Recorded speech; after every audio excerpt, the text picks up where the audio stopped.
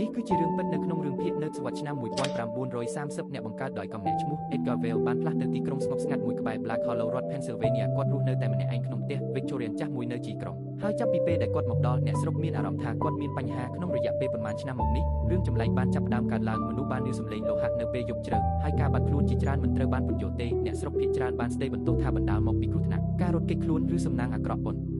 តែនៅពេលដែលអ្នកវង្វេងម្នាក់ឈ្មោះ Thomas Reed បានបាត់ខ្លួននៅជិតទ្រព្យសម្បត្តិរបស់ Vail ការសង្ស័យទីបំផុតបានងាកទៅរកអ្នកបង្កើតអ្នកស៊ើបអង្កេតក្នុងស្រុកម្នាក់ឈ្មោះ Elias Crow ត្រូវបានចាត់តាំងឲ្យស៊ើបអង្កេតនៅយប់ថ្ងៃទី14ខែកញ្ញាឆ្នាំ1937 Crow បានចូលទៅជិតផ្ទះក្រោមការគ្របដណ្ដប់ដោយភាពងឹតបានរកឃើញបង្អួចបន្ទប់ក្រោមដីដែលបើកចំហហើយបានលួចចូលទៅខាងក្នុងបន្ទប់ក្រោមដីពោពេញទៅដោយម៉ាស៊ីនចម្លែកឧបករណ៍ច្រេះនិងឧបករណ៍ពាក់កណ្ដាលរួចរាល់បន្ទាប់មកដោយលាក់ខ្លួននៅពីក្រោយគំនរកំទេចកំទីគាត់បានរកឃើញដងថ្លឹងដែកមួយ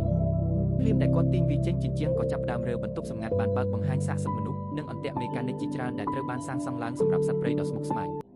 ដោយភ័យរន្ធត់ត្រូវបានងាកទៅរកការរត់គេចខ្លួនប៉ុន្តែនៅពេលដែលគាត់ទៅដល់បង្អួចគាត់ក៏ឈប់ឈរស្ងៀមនៅជ្រុងខាងគឺ Edgar Vail ហើយនៅពេលនោះត្រូវបានដឹងថាសុបិនអាក្រក់របស់គាត់ទើបតែចាប់ផ្ដើម